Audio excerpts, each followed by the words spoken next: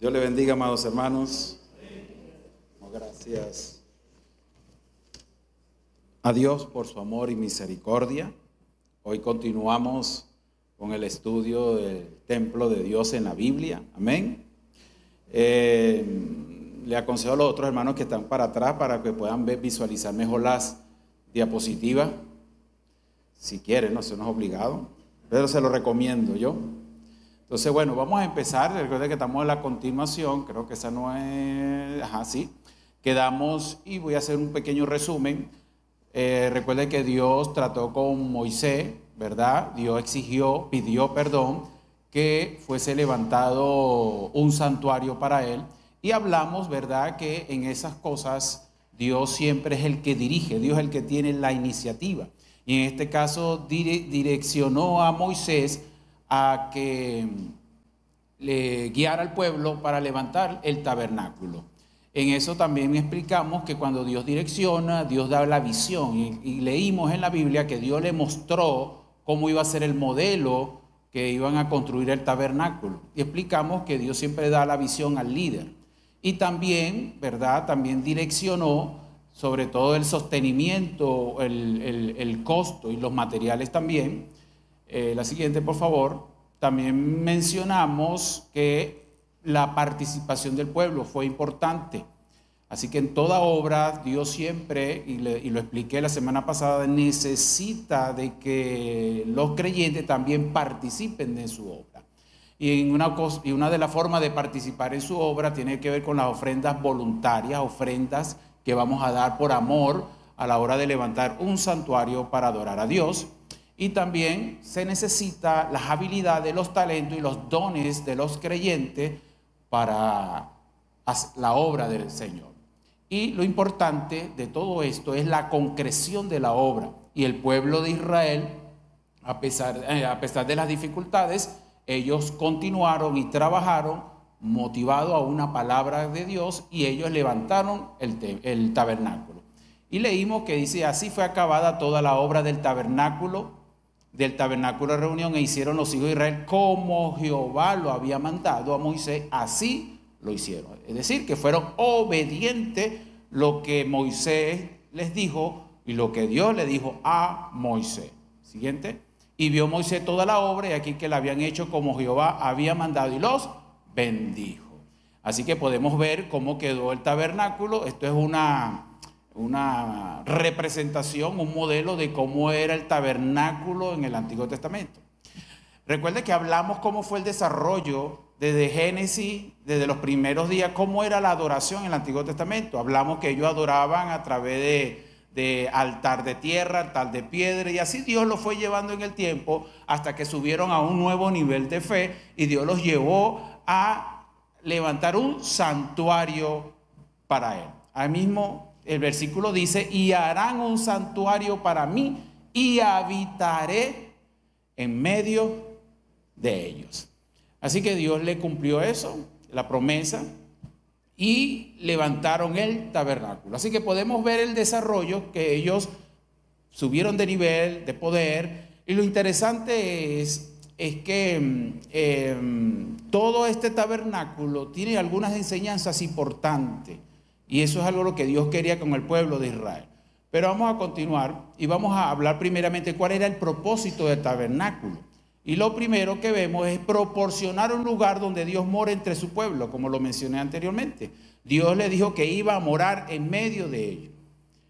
Hay otro versículo que dice esto. Dios dice en Éxodo 29, verso 42 al 43, dijo: esto será el holocausto continuo por vuestras generaciones a la puerta del tabernáculo de reunión, delante de Jehová, en el cual, escuche esto, en el cual me reuniré con ustedes para hablaros allí. Allí me reuniré con los hijos de Israel, y el lugar será santificado con mi gloria. Así que el propósito principal del tabernáculo es que Dios se iba a relacionar personalmente, corporativamente, con el pueblo de Israel en medio de ellos, que después más adelante le explicaré qué significa eso, en medio de ellos. Así que Dios aquí les cumple, les promete de que hablará con ellos. Recuerde que eso es un gobierno teocrático, era Dios gobernando al pueblo de Israel directamente. No habían reyes, no había nada. Era Dios con Moisés y Moisés llevaba la palabra al pueblo. Lo segundo es que era el centro de la vida religiosa, moral y social. Es decir, la tienda siempre se ubicaba en medio del campamento de las 12 tribus de Israel. Es decir, todas las 12 tribus, y en el medio estaba el tabernáculo. Así que la vida de todas las tribus de Israel giraba en torno al tabernáculo, porque allí estaba Dios. Eso nos enseña que la vida de todo creyente debe girar en torno a Dios. Dios debe ser el centro, no solamente del pueblo de Israel, sino de cada uno de nosotros. Y eso es lo que Dios quería enseñar al pueblo de Israel, que el centro, lo más importante para ellos era Dios. Otro propósito es representar grandes verdades espirituales de Dios que Dios deseaba grabar en la mente humana, tales como su majestad y santidad, su proximidad y la forma de acercarse a un Dios santo. Mire, cuando uno estudia el tabernáculo, Dios quería enseñarle a ellos de manera progresiva la simbología, lo que representaba cada elemento del tabernáculo. Dios quería enseñarle cómo acercarse a Él. Dios quería enseñarle por qué tenían que purificarle. Dios quería enseñarle muchos detalles concernientes a los sacrificios, para que ellos entendiesen realmente que Dios es santo. Creo que hay un versículo, miren lo que dice en Hebreos 8:5, y creo que ese es el principio hermenéutico a la hora de interpretar el texto bíblico, porque los símbolos del tabernáculo, son simbología que hablan de la redención de Cristo. Hablan de Cristo y hablan de la labor del ministerio redentivo de Jesús, y hay otras cosas importantes. Mira lo que dice en Hebreos 8:5, dice: las cuales sirven a lo que es figura y sombra de las cosas celestiales. Es decir, que todo lo que está en el Antiguo Testamento realmente es sombra. En cambio, en el Nuevo Testamento todo es cumplimiento y estamos disfrutando lo que es la sustancia. Les explico. Cuando leemos en el Antiguo Testamento que Dios mandó sacrificar un cordero, eso realmente es una simbología, realmente es una sombra. Cuando viene Cristo, Cristo no es una sombra, es la realidad, es lo palpable, es el cumplimiento. Y eso es lo que quiere explicar el escritor de los Hebreos cuando empieza a hacer descripciones de los elementos del tabernáculo y todas estas cosas, y les dice que son simbología, que hablan del plan de redención. Entonces dice, los cuales sirven a lo que es figura y sombra de las cosas celestiales, como se le advirtió a Moisés cuando iba a erigir el tabernáculo, diciendo: mira, haz todas las cosas conforme al modelo que se te ha mostrado en el monte. ¿Alguna pregunta? Entonces vuelvo y repito, las cosas que están en el Antiguo Testamento realmente son simbología y describen de manera simbólica el plan de redención y la obra redentora que Jesús iba a traer para la humanidad. Eso se lo explicaré más adelante. ¿Alguien levantó la mano por ahí? No. Seguimos. Ok. Ahí usted ve esa maqueta, obsérvela muy claramente. Es una maqueta que está hecha en forma miniatura. Y ahí dice tabernáculo. El tabernáculo es la parte donde están las pieles negras. Y vamos a ver, para que usted vaya entendiendo cómo es que Dios le dio directrices al pueblo, sobre todo en este caso a los levitas, porque el ministerio de los sacrificios y el ministerio sacerdotal es responsabilidad de la tribu de Leví. Entonces es importante que usted vaya manejando algunas cosas importantes, los elementos que había en el tabernáculo. Y una es la distancia. Mire el largo. El largo era ¿de cuántos metros? 45 metros. Es para que usted vea la distancia que, ¿verdad? De largo, 45 metros aproximadamente. El ancho sería aproximadamente 22,86 metros. Más o menos los que saben medir, los que saben de construcción, A mí me cuesta, a mí me dice 45, yo no sé cómo medí 45 metros. Hay gente que trabaja en construcción y saben cuándo son 45 metros, ¿verdad? Saben. Ahora, no sé cuánto mide la iglesia, no sé cuánto es la distancia de aquí a allá. ¿Ah? Más o menos de aquí como allá. Muy bien. ¿Sí? Ok, son 22 metros. Eso es más o menos para que usted vea. Ahora, lo importante es que en el tabernáculo estaba lo que se llama el sumo sacerdote. El sumo sacerdote tenía una gran responsabilidad que lo voy a explicar más adelante. Solamente para que usted vea los elementos o las personas involucradas dentro del tabernáculo. También estaban los sacerdotes. También describe lo que es el altar de bronce. Y también la fuente de bronce o el lavacro. Eso lo voy a explicar más adelante, solamente para que usted vaya viendo y dándose cuenta los elementos que conformaban el tabernáculo. Mire, eso en miniatura y en ese modelo se ve así. Pero eso era una actividad constante. Habían dos sacrificios que se tenían que realizarse en la mañana y en la tarde, y otros sacrificios que se realizaban, no lo puedo explicar por el tiempo, ¿verdad? Pero eso era un movimiento constante y la gente estaba bien organizada y cada quien sabía lo que tenían que hacer. Cada detalle Dios se la dio, se la describió cómo debían hacerla. En Levítico capítulo 1 usted puede leerlo con más tiempo cuál era la función de los sacerdotes. Ahora, ¿cómo estaba dividido? Tenemos primeramente el atrio, esa parte externa se le llama el atrio. Algunos dicen el atrio interior y afuera de la parte cuadrada se llama el atrio exterior. Pero en este caso, en la parte interna es el atrio. La otra parte sería el lugar santo. Ahí donde dice tabernáculo, claro, ahí no se ve, pero eso está dividido en dos. La primera parte se llama el lugar santo y la tercera se llama el lugar santísimo. Mire, los sacerdotes podían entrar al lugar santo, mas no al lugar santísimo. Solamente el sacerdote tenía la gran responsabilidad y era el único que tenía el derecho de entrar al lugar santísimo, a lo último. Eso lo voy explicando más adelante, solamente para que se vaya familiarizando cómo estaba dividido el tabernáculo, el atrio, el lugar santo y el lugar santísimo. Esto para que lo vea desde arriba, lo puede visualizar desde arriba, de manera aérea. Está la entrada, el altar, el altar de bronce, el lavacro o la fuente de bronce. Lugar santo, lugar santísimo. Eso para que usted vea cómo está dividido el tabernáculo. Ok, ahora aquí vemos el sumo sacerdote. El sumo sacerdote, para que recuerden, era tomado de la tribu de Leví.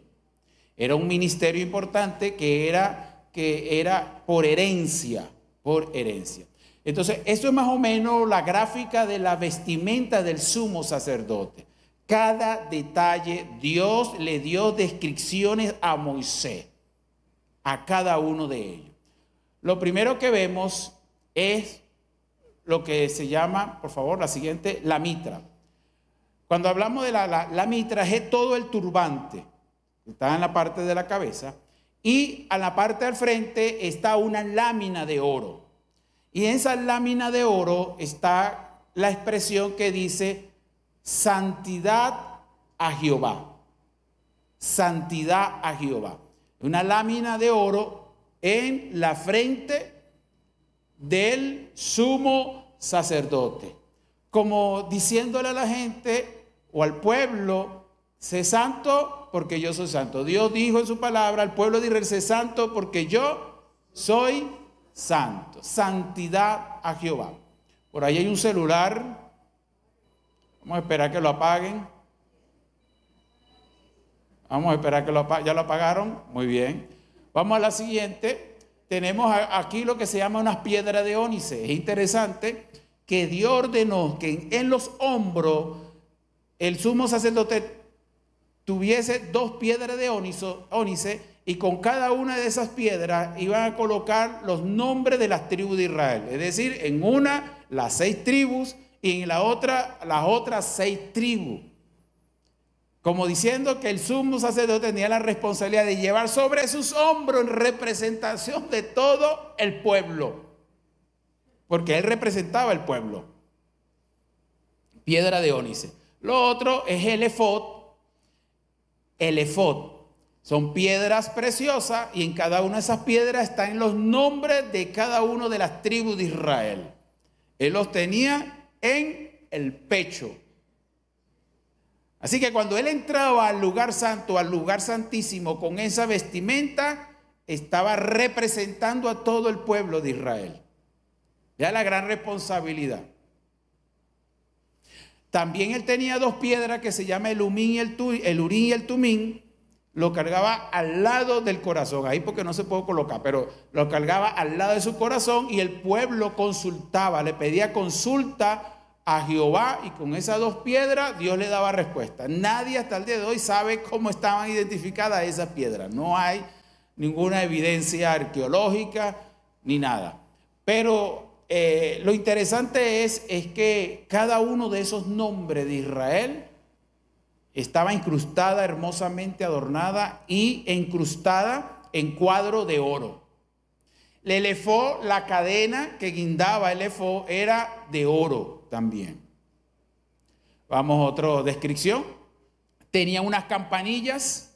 Esas campanillas tenían una finalidad. En la medida que el sumo sacerdote entraba al lugar santo o al lugar santísimo, la gente escuchaba a la medida que caminaba. Pero si este hombre cometía un error en el cumplimiento minucioso de los pasos rituales, si fallaba en algo, moría en el lugar santísimo. Dice la tradición que tenía una cuerda en el pie para poderlo sacar porque era el único que podía entrar al lugar santísimo y lo sacaban arrastrando muerto.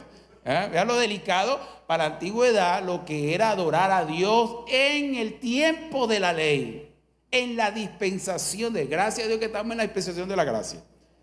Pero el trabajo de sumo sacerdote era bien delicado y peligroso.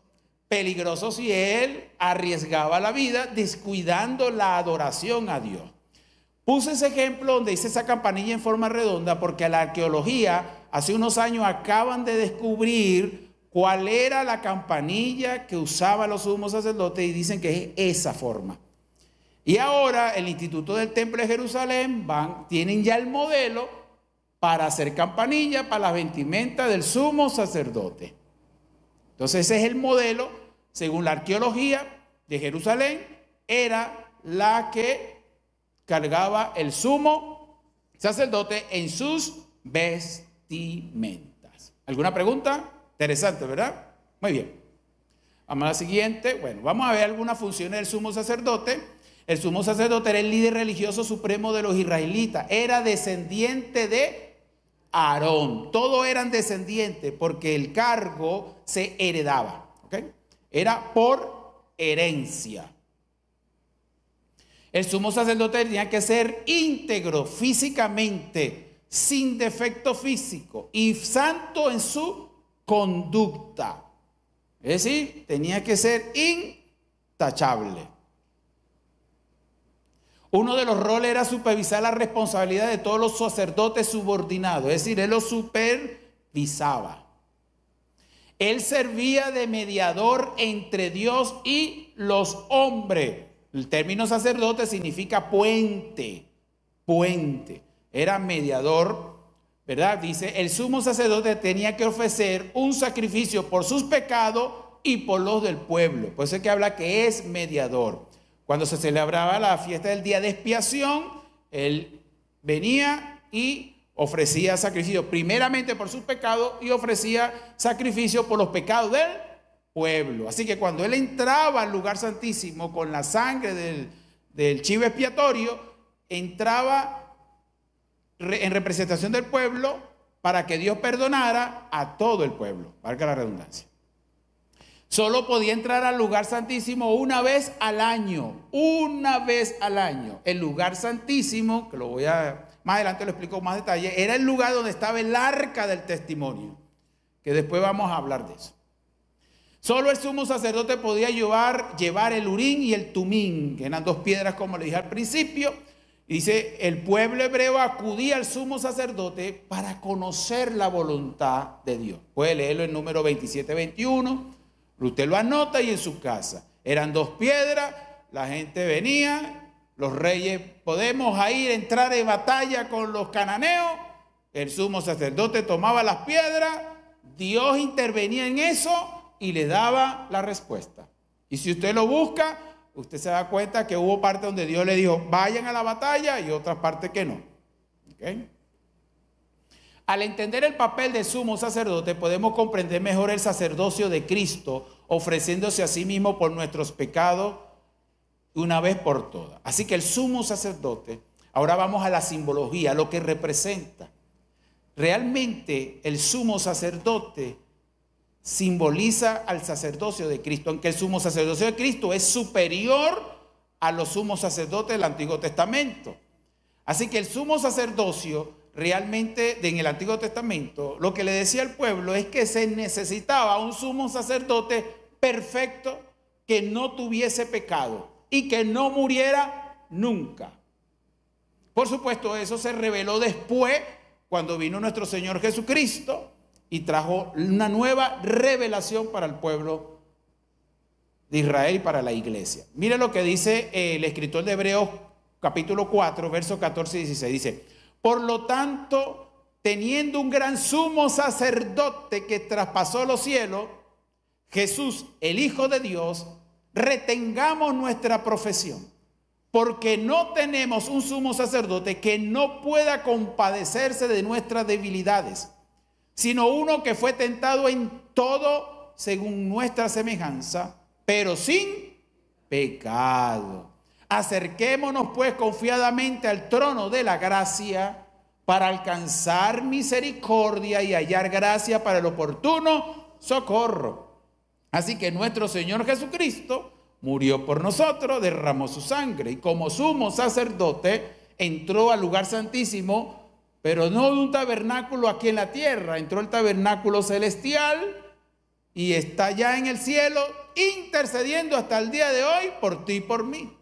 Que en el momento que usted comete una falla, ahí dice que Él se compadece de nuestras debilidades, que usted puede confiar en el ministerio sacerdotal de Cristo, porque Él sigue intercediendo por nosotros, su sacrificio, su sangre, es una garantía de que nuestros pecados ya fueron perdonados y que usted confiadamente puede ir al trono de la gracia y decir, Señor, perdóname, y el Señor le va a perdonar. Amén.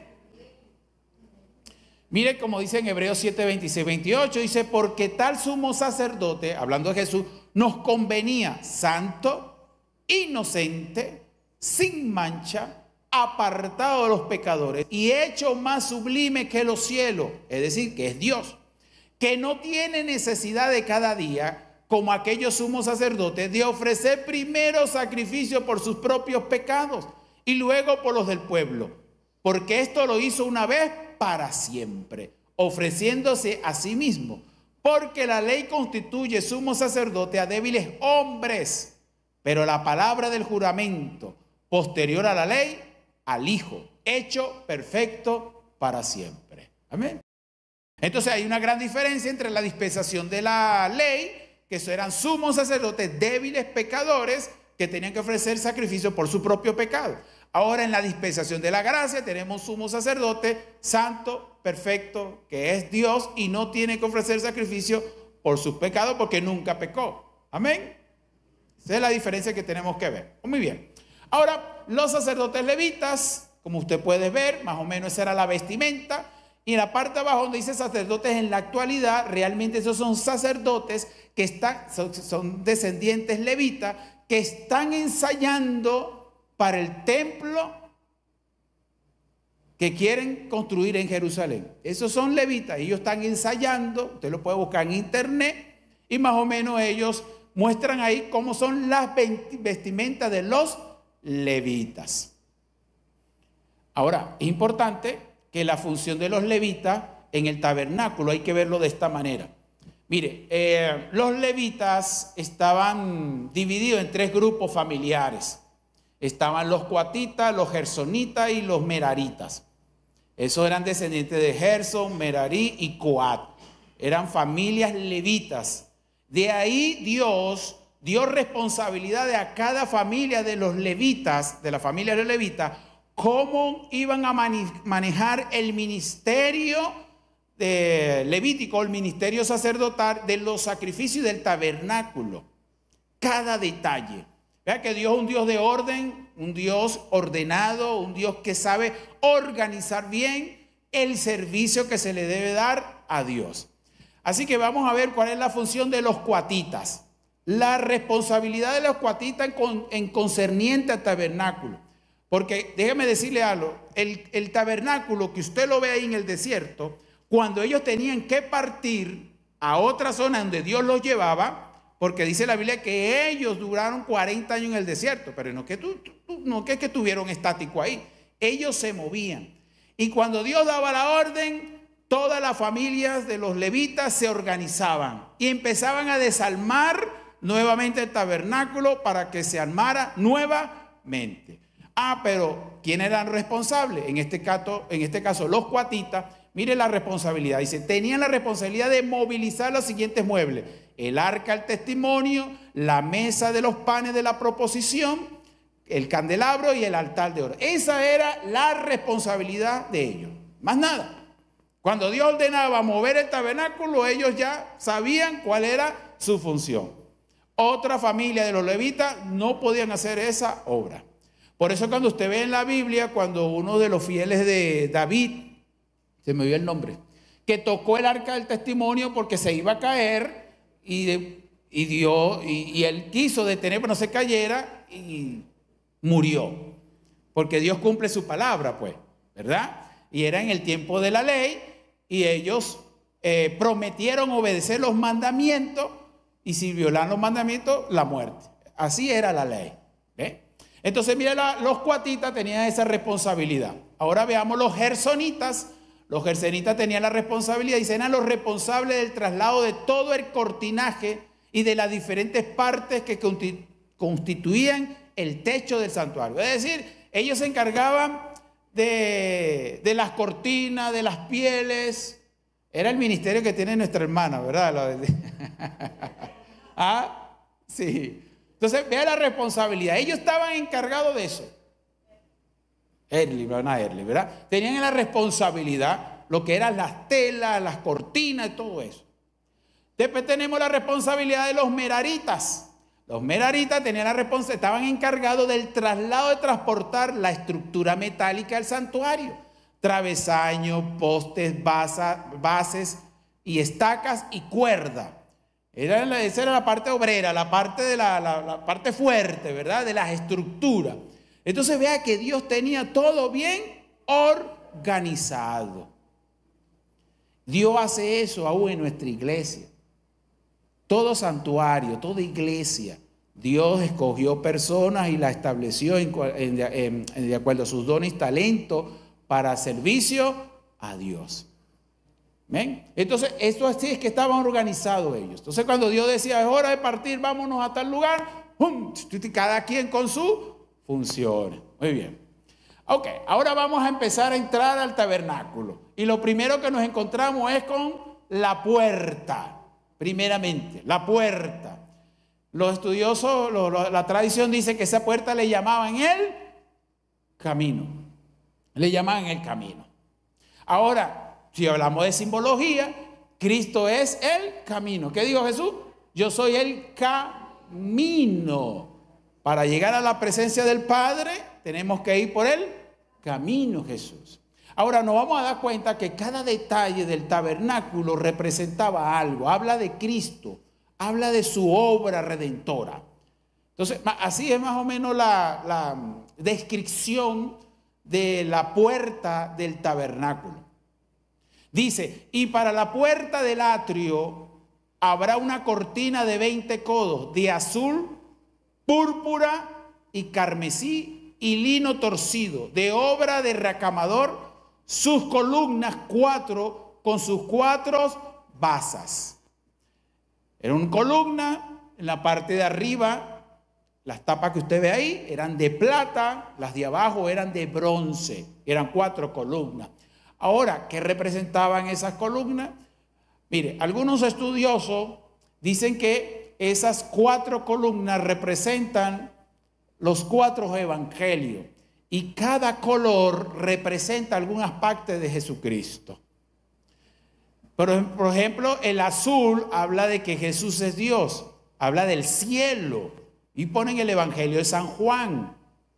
El otro color sería el púrpura, estamos hablando del evangelio de Mateo, ¿verdad? Habla de la realeza de Jesús. Tenemos el otro color que es sangre o carmesí. Algunos dicen que representa el evangelio de Lucas, que lo hace hijo de hombre, que va a derramar su sangre por nuestros pecados. Y tenemos ahora el lino fino, que representa el evangelio de San Marcos, habla Jesús como siervo o como hombre. Entonces, esas son cosas que sacan conclusiones la simbología. Usted puede estar de acuerdo o no, pero lo que sí me aferro mucho a los colores que representan a Jesucristo. Lo del evangelio es probable, ¿verdad? Pero sí coinciden, ¿verdad que sí? Así que cada uno de los colores habla de quién es Jesús. Habla del azul, que Jesús es el Hijo de Dios. El rojo, el carmesí, habla de su realeza. El rojo habla de su sacrificio, ¿verdad? Y el blanco habla de su humanidad, siervo. Amén. ¿Alguna pregunta? No. Sigamos. Ok. Ahora tenemos aquí lo que se llama el altar de bronce. Eso es lo primero. Después que pasamos a la puerta, entramos al altar de bronce. Más o menos este es el modelo. Dice así: harás también un altar de madera de acacia de 5 codos de longitud y de 5 codos de anchura. Será cuadrado el altar y su altura de 3 codos. Y le harás cuernos en sus 4 esquinas.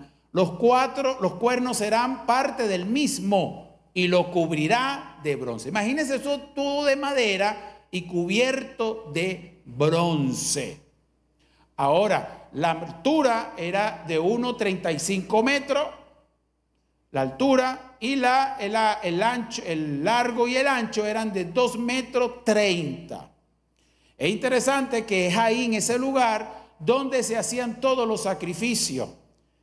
Y eso estaba bien diseñada, que se le colocaba una parrilla. Eso era como una parrilla, como lo que se hace una parrilla, ¿ok? Se ponía la madera y se ponía el sacrificio. Los sacrificios que se colocaban ahí, ¿verdad? Era pasado por fuego. Ahora, el altar de bronce, los sacrificios que se colocaban ahí, si queremos buscar una simbología, el altar de bronce consumía completamente el sacrificio. Y algunos han dicho que eso simboliza la ira de Dios consumiendo al sacrificio por completo.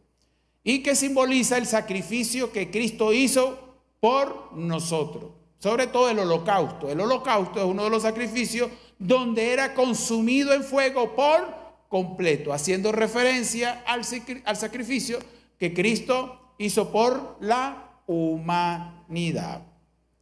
Ahora, esto es interesante porque eso también tenían unos utensilios donde ellos trabajaban haciendo el sacrificio. Era como que cocinaban la carne y todas esas cosas, ¿ok? Ahora, quiero decirles que cuando ellos sacrificaban un animal, el paso era, uno de los pueblos traía el animal, lo sacrificaban, cortaban las partes y los colocaban ahí, sacrificaban, lo quemaban en el fuego, ¿verdad? Ya el sacrificio salía olor fragante delante de Dios como aceptación, y los sacerdotes se quedaban con algunas partes de la carne para su provisión, ¿ok? Para su provisión, para que usted vaya conociendo. Ahora, ¿cómo era el movimiento del altar de bronce? Mire lo que dice. Era algo así más o menos, constante. Venían, había uno que estaba encargado de la madera, del carbón, y el otro de la carne y la cosa y todas esas cosas. Eso era constante. Eso era como una parrilla. Claro, aquí es un sentido religioso completamente, pero ese era un movimiento. Y cada quien sabía lo que tenían que hacer, ¿ok? Cada quien sabía lo que tenían que hacer. ¿Se ve bien, verdad? ¿Sí? Más o menos es una representación gráfica con los utensilios y la responsabilidad de cada levita. Siguiente, después pasamos y seguimos caminando, nos vamos a encontrar con la fuente de bronce o llamado el lavacro. Esto tenía una finalidad. Mira lo que dice Dios. En Éxodo 30, 17 al 21, Dios dice, habló más Jehová a Moisés diciendo, harás también una fuente de bronce con sus bases de bronce para lavar y la colocarás entre el tabernáculo de reunión y el altar. Y pondrás en ella agua, y de ella se lavarán Aarón y sus hijos las manos y los pies. Cuando entre en el tabernáculo de reunión, se lavarán con agua para que no mueran. Mire lo delicado que es. Y cuando se acerquen al altar para ministrar, para quemar la ofrenda encendida para Jehová, se lavarán las manos y los pies para que no mueran. Usted lee eso, oye, pero ¿por qué Dios era así? Mire, entienda esto, hay cosas que tal vez no vamos a entender, pero lo que sí entendían ellos, que Dios era santo y había que obedecerle. Y todas estas purificaciones externas les enseñaban a ellos de manera, vamos a decir, pedagógica, de que ellos internamente su corazón tenían que estar puro, más allá de la parte externa. Porque ellos al lavar sus manos y sus pies les decían que también su corazón debe estar puro a la hora de entrar ante la presencia de Dios. Así que esto les enseñaba eso, que Dios es santo y que nosotros debemos vivir en santidad. Así que el pueblo lo veía de esa manera. Así que si ellos no cumplían con este ritual, venía la muerte. ¿Por qué? La paga del pecado es muerte. Y ellos se comprometieron, hicieron pacto de obedecer los mandamientos. Y cuando se hace un pacto, ellos pueden morir si la violan, si violan el mandamiento. Y ellos lo aceptaron. Por eso es que nosotros aquí, desde la dispensación de la gracia, no podemos juzgar la metodología de Dios para aquella época. Porque era el mismo Dios dentro del pueblo reinando. Imagínense que Dios decida venir a reinar Venezuela, personalmente. ¿Ah? ¿Ah? Cada falta como... ¿ah? Bueno, así era en esa época. Ellos sabían que Dios estaba en su pueblo. Y cada cosita así, wow. Por eso es que estamos en el tiempo de la gracia. Cristo cumplió todas estas cosas tan rigurosas y tan complicadas. Cristo las cumplió. Todas estas leyes ceremoniales se cumplen en Cristo Jesús. Amén. Ok, mire, esto era el tabernáculo, ¿verdad? Ese techo que usted ve estaba hecho de pelo de cabra. Imagínense cuántas cabras y hacer eso. También estaba formado por pelo de carnero y también estaban hechos de pelo de tejón. Imagínense eso. ¿Ah? Eso para que usted se dé cuenta cómo estaba techado el tabernáculo. Es decir, que tenía que haber gente experta. Primeramente conseguir los animales. Lo otro es hacer la preparación de todas estas cosas. Estuve leyendo que esas pieles eran resistentes para la lluvia y para todas estas cosas. Son excelentes. Ahora, vea cómo Dios en su sabiduría sabe usar la naturaleza para que eso siempre se mantuviese limpio completamente. No entra agua, nada. Porque el sumo sacerdote entraba una vez al año. Así que eso por dentro no entraba polvo, no entraba nada. Ah, pero ¿cómo Dios hacía? Vamos a la siguiente, por favor. Mire, cortinas cubiertas del tabernáculo, por favor. Ajá. La primera era cortinas de colores, es decir, venían y ponían las cortinas de colores. Después encima colocaban las cortinas de pieles de cabra. La otra, las pieles de carnero, pero teñida en rojo. Ellos lo teñían en rojo. Y el tejón, o pelo de tejón, piel de tejón, por arriba. Entonces, toda esa capa es lo que cubría al tabernáculo. Eso es para que usted más o menos tenga una idea cada detalle. Entonces imagínense desarmar todo eso y volver a armar todas esas cosas. Porque que Dios es un Dios de orden. Siguiente. Ok. Ahora, después que pasamos al altar de bronce, llegamos a la puerta que da al lugar santo. La otra puerta. Y esa puerta, los rabinos le llaman verdad, la verdad. Y no hay que ser tan experto para hacer referencia de que eso habla de Jesús cuando dice yo soy la verdad. Jesús nos muestra la verdad en nuestra condición. Jesús nos muestra la verdad de Dios. Jesús nos muestra la verdad de la santidad de Dios. Él es la verdad. Y dice en Éxodo 36, 37, 38, dice, hizo también el velo para la puerta del tabernáculo de azul, púrpura, carmesí y lino torcido, obra de racamador y sus 5 columnas con sus capiteles, y cubrió de oro los capiteles y las molduras, e hizo de bronce sus 5 basas. ¿Ok? Entonces, para que ustedes se referencia, después del altar de la fuente de bronce, el sacerdote puede entrar, porque esa parte es el lugar santo, no es el lugar santísimo. Puede entrar al lugar santo, el sacerdote y el sumo sacerdote. Pero el sacerdote no puede entrar al lugar santísimo, no puede entrar el sacerdote, solamente el sumo sacerdote. Ahora no les voy a explicar que cada columna, ni los colores son las mismas que están en la primera entrada de la puerta al tabernáculo. La diferencia es que la base que están arriba, la parte de arriba, es completamente de oro. Completamente de oro.